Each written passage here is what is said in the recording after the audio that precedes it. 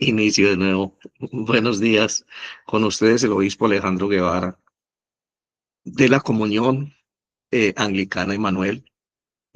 Tenemos hoy el privilegio de estar de nuevo en esta reunión como comunidad eclesial, dispuestos a estar un tiempo en la presencia de Dios y permitirle a Dios que escriba en nuestro corazón lo que Él tiene reservado para nosotros, para este día. Les decía que quisiera iniciar este devocional haciendo una remembranza con lo que hemos venido reflexionando en estos días. Tenemos en estos días una interesante exhortación del Espíritu Santo a entender el sacrificio de la cruz, a comprender exactamente de qué se trata la vida cristiana, a saber que tenemos un compromiso con Dios, un compromiso de gratitud, un compromiso de amor, y ese amor nace precisamente de comprender adecuadamente lo que Dios hizo a través de Jesús en la cruz. Ese gran regalo que Dios nos dio, esa gran oportunidad que Dios nos dio de tener la oportunidad de ser llamados hijos de Dios, de ser adoptados como hijos de Dios. Bueno, cuando nosotros tenemos eso claro, la vida cristiana no es una carga. La vida cristiana se hace muy fácil de llevar porque es un camino de amor.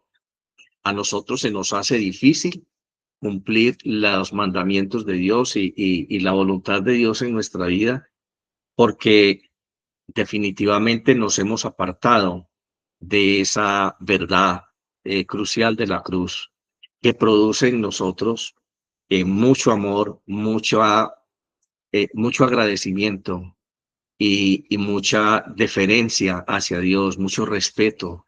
Lo amamos porque Él nos amó primero.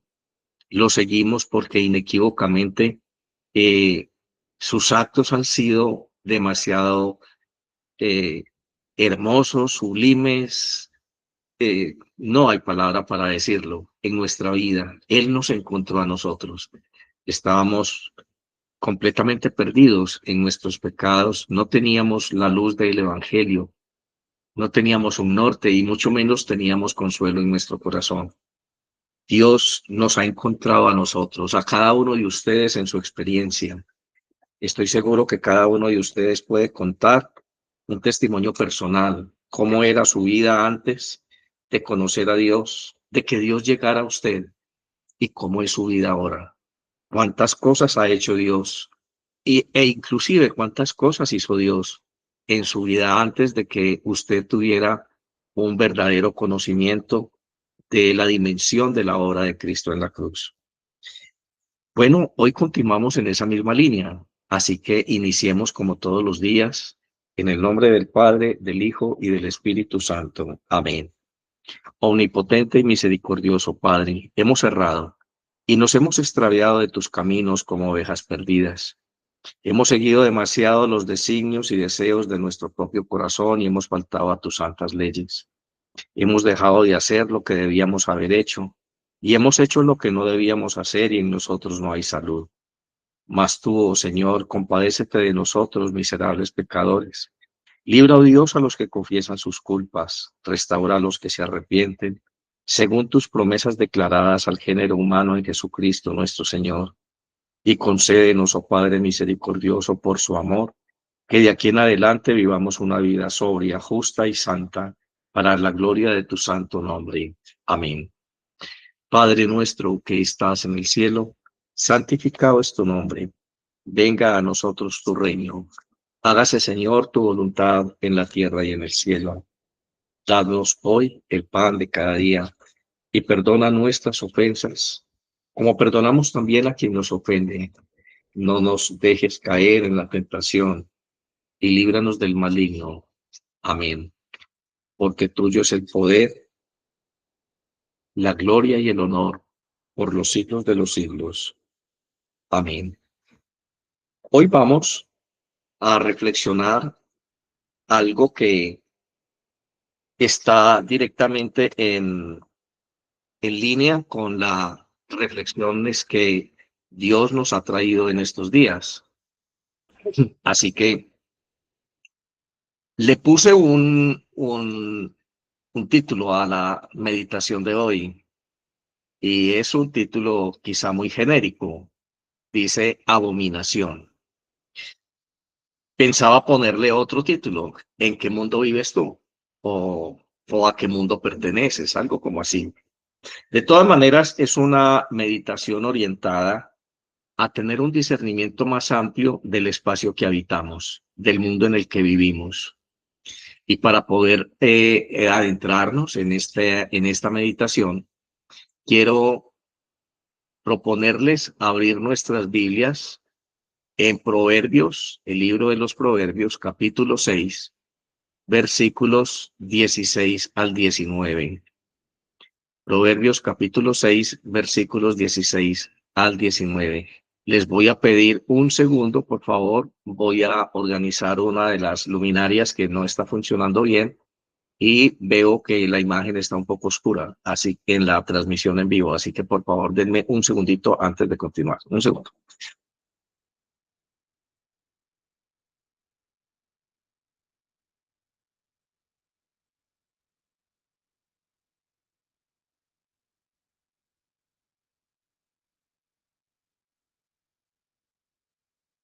Bueno, mejoró un poquito. Ok, gracias a todos por su paciencia.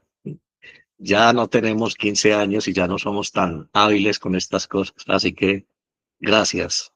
Bienvenidas. ¿Cómo se llama? María y bienvenida Rosalba. Acaban de llegar. Bueno, todos los que están aquí conmigo en estas redes sociales, bienvenidos. Les decía que el título de la meditación de hoy lo había puesto abominación, aunque bien podría llamarse ¿en qué mundo vives o en qué mundo vivimos o a qué reino pertenecemos?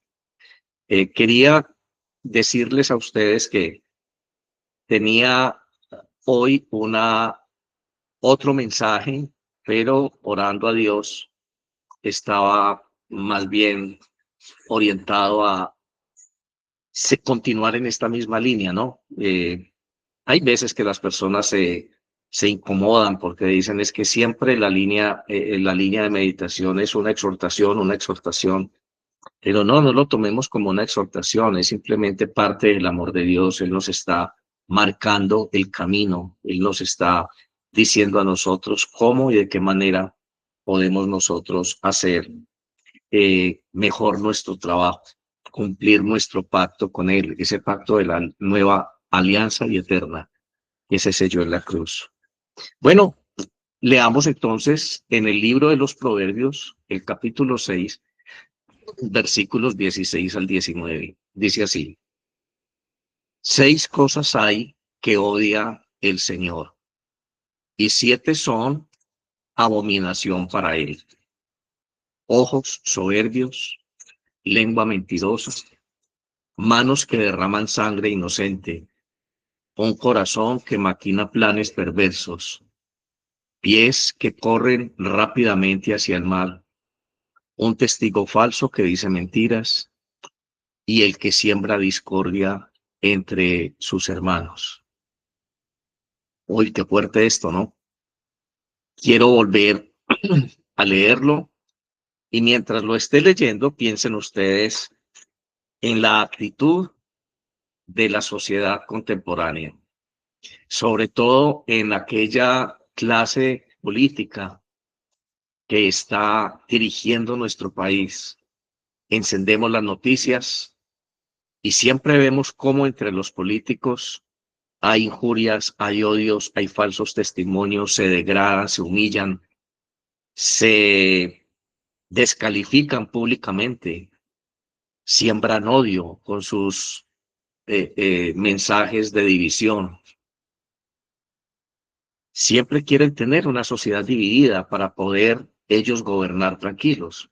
Sin importar la ideología que tengan, se necesita un pueblo que siempre esté pensando en función de puntos de vista distintos para poder ellos entonces hacer lo que quieren hacer, mientras el pueblo esté ocupado pensando en ideologías que nunca cumplen lo que prometen, que nunca se llevan a cabo. Entonces ellos pueden tranquilamente, basados en la justicia social y argumentando que es por el bien del pueblo, hacer lo que más les conviene. Así que pensemos en esa clave de lectura, también en otras estructuras como la iglesia, como las empresas en las que trabajamos, es decir, toda organización social que está a nuestro alrededor. Pensemos de qué manera es descrita con estas cosas que odia y que abomina a Dios. Dice, 6 cosas hay que odia el Señor y 7 son las que abomina su alma o son abominación para él. Ojos soberbios, lengua mentirosa, manos que derraman sangre inocente, un corazón que maquina planes perversos, pies que corren rápidamente hacia el mal, un testigo falso que dice mentiras y el que siembra discordia entre sus hermanos. Bueno, esta perícopa o esta porción de la Sagrada Escritura está contenida en un libro llamado Proverbios, que pertenece a la literatura poética y sapiencial de Israel. Y hay una característica especial en este tipo de literatura hebrea, que es elevar a un grado superlativo superior algo que se está afirmando para acentuar la veracidad y la gravedad de lo que se dice. Entonces, es por eso que aquí vemos que el autor dice 6 cosas abomina a Dios y aún una más y aún 7 abomina su alma. Es decir, está dándole a esto toda la seriedad posible, ¿no? Recuerden que el número 7 es perfección y cuando se habla en esa categoría en la literatura hebrea es un mensaje directo al imaginario de quien está leyendo, en el sentido de que no le debe caber duda que Dios no está en este asunto, que Dios no está aprobando esta situación que se está dando. Así que esa, ese detalle quería resaltarlo en este momento con ustedes. Bueno, menciona entonces nuestro texto algunas conductas. Y miremos entonces, haciendo un desglose de estas conductas que, que están siendo mencionadas en este texto, miremos que hay unas que son de orden interno del individuo, y entre ellas podemos destacar la soberbia, la lengua mentirosa, manos que derraman sangre y el corazón que trama el mal. ¿Qué personaje en la vida pública conoce usted al que pudiéramos adjudicarle estas, entre comillas, virtudes diabólicas en su conducta permanente? ¿O qué personaje de su empresa, de sus amigos, hasta dónde incluso nosotros mismos caemos en estas categorías? Habría mucho que hablar sobre la soberbia, el origen, las consecuencias, lo frustrante que resulta para una persona tener una vida enmarcada y siempre llevada por su soberbia. Aquí rápidamente hago una acotación. La persona soberbia nunca ha entronado a Jesús en su corazón. Él es el Dios de su vida, como lo decíamos ayer. Él está sentado en el trono de su vida. Él es el centro de su existencia. Y siempre está dispuesto a hacer su voluntad, no escuchar razones. Él es absoluto. Así que esa soberbia también se da en términos políticos, también se da en los dirigentes de las empresas. Hay empresas que requieren un mejor manejo, un manejo más más estratégico y la soberbia de algunos dueños o dirigentes no permiten que esto sea así. Hay tanto que podríamos hablar de la soberbia, igual de la lengua mentirosa. ¿Cuántas promesas te han incumplido a ti en la vida? ¿Cuántas promesas te ha incumplido la persona que dice que te ama? ¿Cuántas promesas has incumplido tú? Y bueno, en el momento en que se hicieron esas promesas, no había una intención tácita de mentir o de defraudar a alguien, sino que la desidia, la soberbia, el egoísmo nos llevó a reconsiderar después nuestra promesa y a no cumplirla. Eso se llama desprecio por el otro.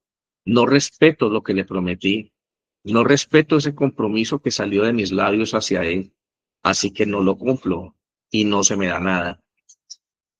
En ese momento se convierte en una mentira. Así que la mentira es un desprecio por la verdad. Y reconozcamos y recordemos en este momento que Dios es el Dios de la verdad. En Él no hay mentira. Cada vez que de nuestros labios sale una mentira, entonces nosotros estamos despreciando la esencia misma de Dios. Y olvidémonos a estas alturas de la civilización, de que hay categorías de las mentiras. Más mentira que un pecado venial no es, no hay categorización moral en la conducta pecaminosa. No hay un pecado menos nocivo o menos dañino que otro. Todo pecado produce la muerte del alma y lesiona mortalmente la vida espiritual, corta nuestra relación con Dios. Como hijos de Dios debemos tener una vida armónica, en paz con Él. Somos hijos de la verdad, somos hijos de la justicia, somos hijos del Dios omnipotente. Pero cuando mentimos, estamos asumiendo la naturaleza de Satanás, que es el padre de la mentira. Así que no hay una mentira pequeña, ni hay tampoco una mentira grande, más dañina que otra. Toda mentira proviene del infierno. ¿Cuántos políticos son mentirosos y son soberbios? ¿Cuántos gobernantes saben que no están haciendo bien al país y siguen aferrados a su soberbia simplemente por ser fieles a un ideal político recalcitrante, pasado de moda, de siglos atrás, que ha demostrado en la historia que no es algo viable, que a la altura del pensamiento, de la cultura y de la tecnología moderna, esas tesis deben ser completamente reevaluadas y comprendidas como algo que sucedió en la historia anterior, pero no que cabe exactamente en los modelos de desarrollo, de inteligencia y de actividad que propone la ciencia y la tecnología en la sociedad contemporánea. Manos que derraman sangre. Bueno, vemos que permanentemente hay noticias donde se están anunciando o se está diciendo acerca de muertes, de masacres. ¿Cuánta sangre, voy a hablar de Colombia, cuánta sangre se ha derramado en este país? Hace más de 60 años inició las guerrillas, inició después de eso, mucho antes, la guerra civil. Y eso ha ocasionado que este país no salga de un derramamiento constante de sangre. Es un país que debe mucho a Dios. La sangre contamina la tierra. La sangre hace que la tierra sea improductiva, que no esté en línea con el espíritu humano cuando la cultiva. Cuánta bondad hay en Dios, que todavía podemos cultivar la tierra y ser autosuficientes en alimentación. Pero en otros aspectos hemos dañado la tierra. En el aspecto climático, ahora con ocasión de la minería ilegal, contaminamos los ríos. Somos como bestias. Y todo eso es producto de la ambición, de esa soberbia que nos hace conseguir y conseguir y conseguir más. Yo me pregunto de qué le sirve el dinero a una persona alzada en armas en una montaña que lleva 25, 30 años allá en esa causa, quizá tenga algún dinero o mucho dinero, pero ¿para qué si no lo puede disfrutar? ¿Para qué si no lo puede eh, eh, eh, poner al servicio de sus seres queridos? No puede tener una familia, no puede tener una vida socialmente en paz, no puede tener ese reconocimiento y aceptación social que todos necesitamos. Qué lástima que esa soberbia enceguece la visión humana. Y nos convertimos en asesinos, nos convertimos en fieras salvajes. Y nuestras manos derraman sangre. En algunos talleres ya de sanidad interior en profundidad, cuando estamos hablando de liberación, está este pecado de derramar sangre o ser parte de esto, lo miramos, quienes ya me han escuchado en eso, como un pacto de sangre que se sella con Satanás y que hay que tratar adecuadamente porque los efectos son indefinidos. El corazón que trama el mal, eso abomina a Dios. Así que vuelvo a leer las actitudes internas del ser humano que Dios abomina. La soberbia, las mentiras, las manos que derraman sangre y el corazón que trama el mal. Hay personas que están en este momento sentados en una mesa tratando de hacer un negocio. Y estas personas en su interior están pensando de una doble manera. Están diciendo algo que su interlocutor quiere escuchar y le parece bueno, pero por dentro están tramando algo de ventaja para ellos. Como dice un adagio aquí en Colombia, nadie da puntada sin dedal. Siempre estamos pensando mal. Esa malicia, cuando nos hace dudar de lo que nos dicen, cuando no podemos creer ingenuamente o sinceramente en lo que alguien nos está narrando, nos está diciendo o nos está proponiendo. Siempre nos hace vivir a la defensiva. Siempre estamos pensando cuál será la intención de este. Siempre estamos calculando que algo nos puede dañar, que alguien nos puede agredir de alguna manera, porque somos inconscientemente, nosotros somos, perdón la redundancia, conscientes de que ningún corazón es auténtico. Toda nuestra naturaleza humana hace que nuestro corazón siempre esté maquinando el mal. Y contra eso luchamos los cristianos. Ayer hablábamos de eso en nuestro devocional. Les recomiendo a quienes me están mirando en este momento, en este live a través de TikTok, en unas 2 o 3 horas, creo, pueden ver ya este devocional, esta grabación ya en este sitio, en esta, yo digo página, ¿no? En este lugar que tengo en TikTok. Esos videos son para mirarlos, son para retroalimentarse, son para permitir que en un momento de ocio yo diga, quiero conectar con Dios, entonces voy a mirar un video, voy a reconsiderar más detenidamente lo que Dios quiso decirme ese día. Y siempre que lo haga voy a encontrar un mensaje nuevo de Dios para mí. Continuando con este tema, nuestro texto bíblico también nos muestra unas acciones externas que Dios abomina. Y aquí tenemos la mentira, ¿no? Porque la mentira es una actitud interna, pero también tiene un efecto externo cada vez que lo hacemos. Cuando derramamos la sangre inocente es igual y sembrar discordia. Esas tres conductas, aparte de ser conductas internas, también tienen una fuerte resonancia en la sociedad. Vivimos en una sociedad mentirosa.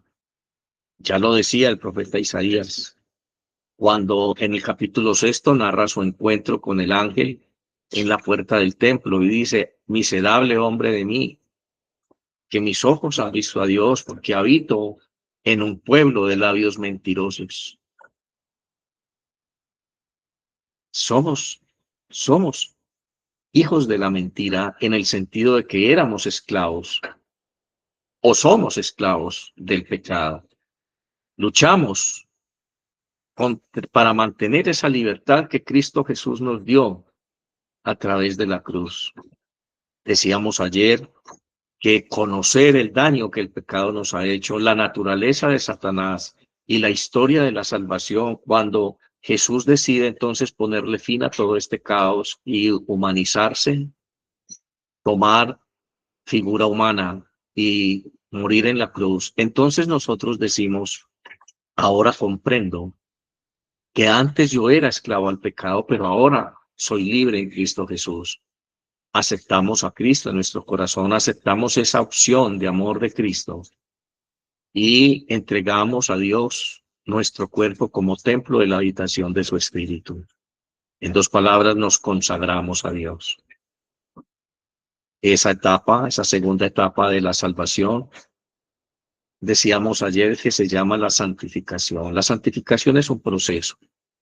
Es iniciar el día así como lo estamos haciendo, en la presencia de Dios, diciéndole a Dios: hoy quiero, Padre Santo, tener la fuerza de tu Espíritu para aclarar mi mente y que esa verdad de Cristo en la cruz no se vaya, que cada momento, cada segundo, cada instante de este día esté presente,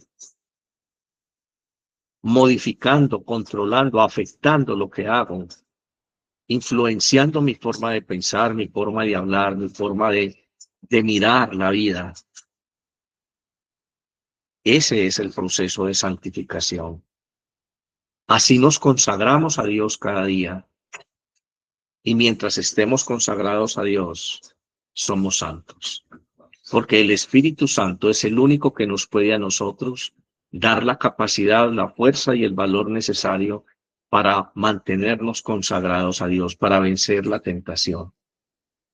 Así que allí somos santos, porque tenemos una íntima conexión y permanente conexión con el Espíritu Santo de Dios. Es el único que santifica. A mí no me santifican las buenas obras. A mí no me santifica hacer obras de caridad. A mí no me santifica hacer el bien o tener una actitud altruista. No me santifican esas cosas. Allí la Sagrada Escritura difiere de aquella forma de pensar de alguna iglesia que canoniza a algunas personas por las obras que hizo, por la conducta que tuvo. No hay nada que el ser humano pueda hacer que le otorgue el derecho a ir al cielo. Cristo Jesús, que es la enseñanza apostólica, viene por segunda vez y dice el credo de los apóstoles que viene a juzgar a los vivos y a los muertos. Nadie ha sido juzgado hasta ahora porque Cristo no ha venido. Y después de ese juicio, entonces Él dirá: venid a mí, benditos de mi Padre. Y a otros les dirá: apartados de mí, que nunca los conocí, oradores de iniquidad. Hasta tanto ese momento no se dé, nadie ha alcanzado la tercera etapa de la salvación, que es la gloria eterna. No es la iglesia la que salva, no es la iglesia la que pone o determina la norma moral en mi conducta es la palabra de Dios. Y aquí Dios me está diciendo 7 cosas que Él abomina. Este texto revela que Dios no solamente juzga las obras internas de la persona, sino también sus obrar o sus obras externas. También tenemos que entender que Dios está juzgando nuestras motivaciones en nuestro corazón. En 2 palabras, Dios no solamente juzga lo que hacemos, o sea, el obrar externo, sino que también juzga la intención de nuestro corazón. Alguna vez Jesús dijo lo siguiente: pero yo os digo que todo el que mire a una mujer para codiciarla, ya cometió adulterio con ella en su corazón. Tenemos la tendencia a pensar que Dios solamente va a juzgar si yo cometí adulterio real y físicamente con alguien. Pero este texto en Proverbios nos está diciendo claramente lo que posteriormente Jesús afirmó en su ministerio público, cuando dijo: pero yo os digo que todo el que mire a una mujer para codiciarla, ya cometió adulterio con ella en su corazón. Dios está mirando la actitud de tu corazón. No hay nada que podamos ocultarle a Dios. Si tú tienes una lucha con la mentira, si tú tienes una lucha con un hábito malo de criticar a los demás, si tú tienes una lucha con la lujuria que te hace mirar al sexo opuesto con deseo, si tú tienes una lucha con un pecado específico, ponlo delante de Dios. Dile al Espíritu Santo que te llene de sabiduría, de fuerza, que te revele la manera de sacar eso de tu mente, de tal manera que no se te pase por la mente estar en una conducta de esas. Voy a poner un ejemplo. Hay personas que salieron del alcoholismo, de una vida de borrachera y de una vida de desenfreno. Entonces pasan frente a una taberna, frente a una cantina, qué sé yo, y tienen esa lucha porque hay un recuerdo en su mente, hay algo allí que todavía recuerda con nostalgia esa conducta anterior y allí puede haber una lucha con esa tentación. Pero hay personas que por alguna razón nunca estuvieron en en ese modelo conductual y pasan frente a una cantina y no se les da nada. Ellos pueden estar ahí un día tranquilamente y no tienen esa inclinación en su interior. Y hay un tercer grupo de personas que aunque estuvieron allí, se comportan como si nunca hubieran estado allí. Cuando pasan frente a la cantina, o si pudieran quedarse un día entero en la cantina, como el que nunca estuvo esclavo de esa conducta, de esa adicción, lo único que podría llegar a su mente o lo único que llega a su mente es: gracias, Señor, porque en este instante me estás haciendo mirar la bajeza en la que yo vivía. Me estás haciendo mirar con vergüenza el ridículo que yo hacía cuando estaba borracho. Me estás haciendo comprender de dónde me sacaste, oh Dios. Y estoy mirando a estas personas con misericordia, porque yo sé lo que miran, yo sé lo que sienten, yo sé con qué luchan. Y no tengo palabras para decirte cuánto te amo por sacarme de allí, cuánto valoro la vida nueva que tú me estás dando. ¿En cuál grupo estamos? Cuando estamos luchando contra un pecado de esos que acabo de mencionarte. Yo te invito a buscar a Dios de todo tu corazón para que puedas estar en este tercer grupo, para que puedas mirar esa conducta que antes te esclavizaba o te está esclavizando o te está incomodando o que te cuesta trabajo someterla porque someterte a la obediencia a Dios para ti se convirtió en una carga. y no debe ser una carga.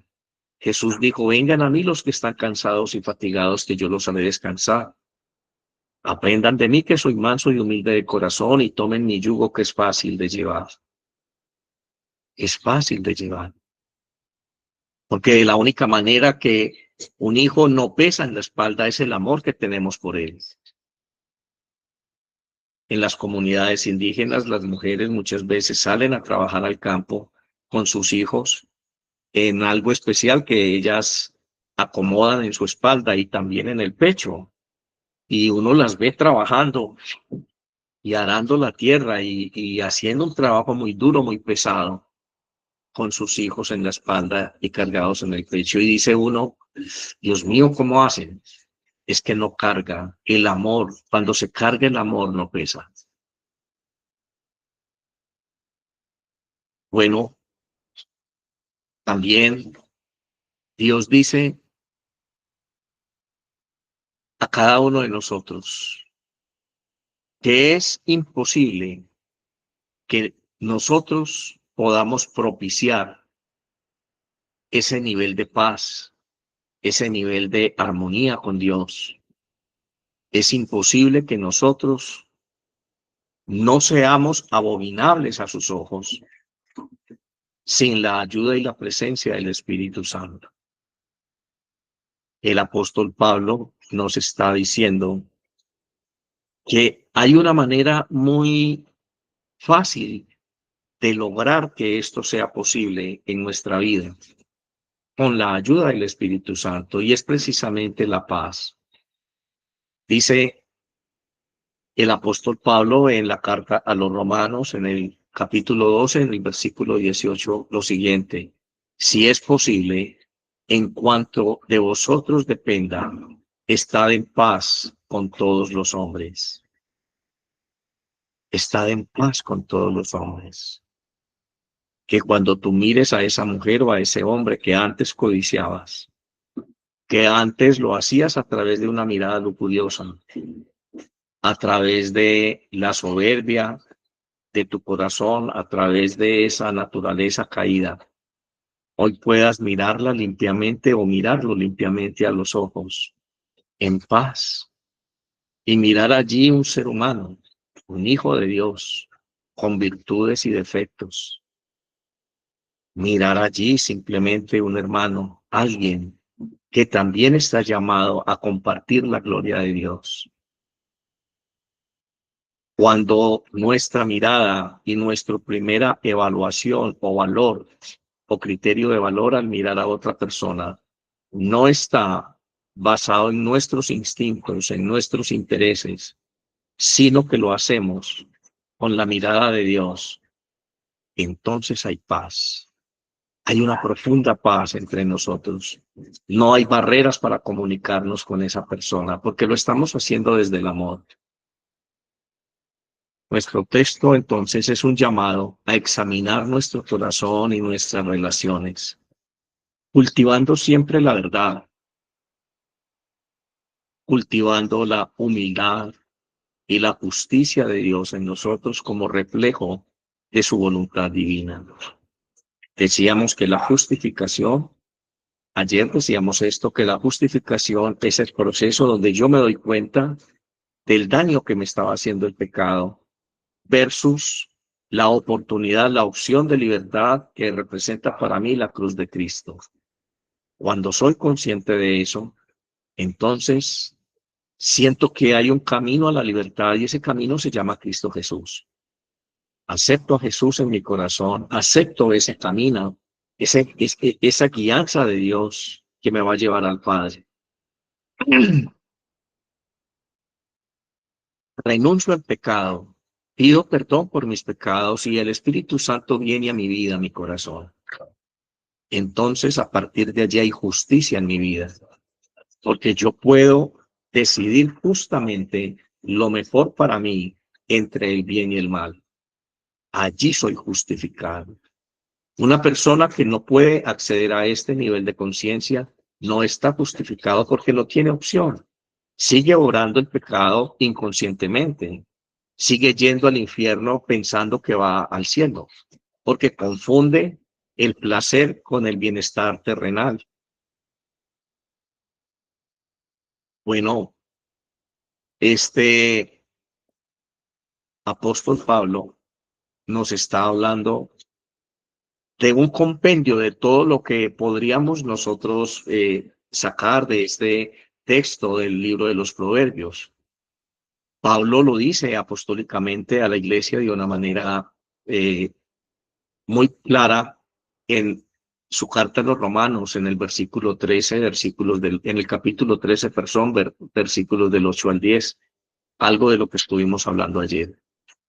No debáis nada a nadie, sino amaros unos a otros, porque el que ama a su prójimo ha cumplido la ley.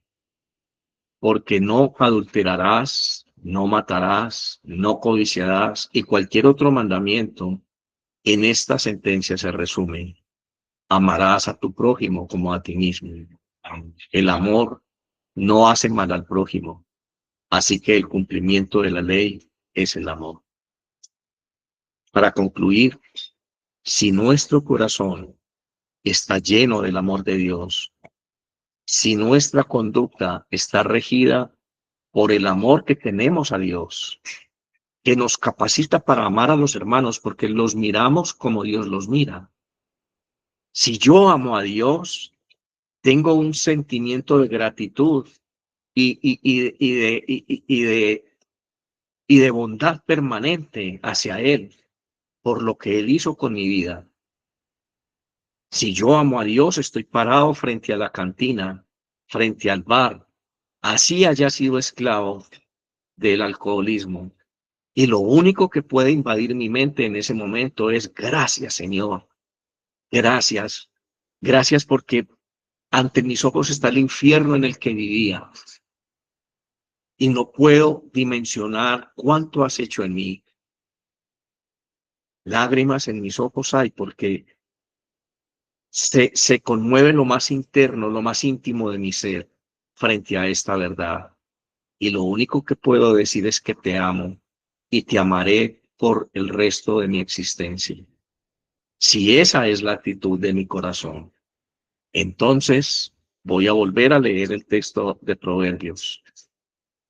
Entonces no tendré ojos soberbios, ni lengua mentirosa, ni manos que derramen sangre inocente, ni un corazón que maquina planes perversos, ni mis pies estarán corriendo rápidamente hacia el mal, ni seré un testigo falso que dice mentiras, ni tampoco estaré sembrando discordia entre los hermanos.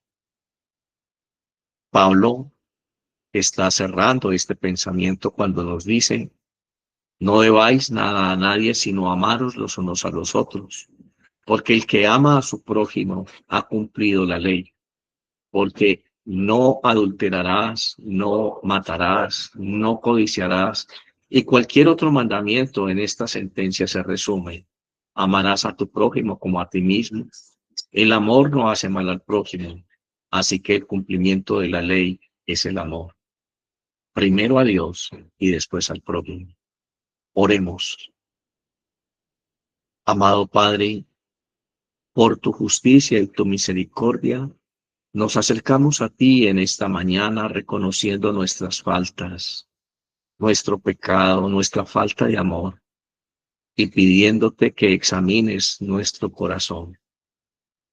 Líbranos de toda mentira, de todo orgullo, de pensamientos que nos lleven a sembrar discordia o a dañar a otros. Danos humildad para reconocer cuando hemos faltado y sabiduría para elegir siempre el camino de la verdad, del amor y de la justicia. Que tu Espíritu Santo guíe siempre nuestra vida, nuestra mente, para cultivar la paz entre nosotros y para reflejar tu justicia en cada una de nuestras acciones. Amén. Que Dios les bendiga, hermanos. Espero que esta exhortación, esta palabra, esta semilla de vida quede grabada en su corazón y que hoy sea el texto áureo, el pensamiento áureo de todas sus acciones, sus pensamientos y sus actitudes. Mañana les espero en esta misma frecuencia, en este mismo NID y de conexión a las 7 de la mañana. Dios les bendiga. Un abrazo muy grande. Los tengo en mi corazón y en mis oraciones. Bendiciones para todos.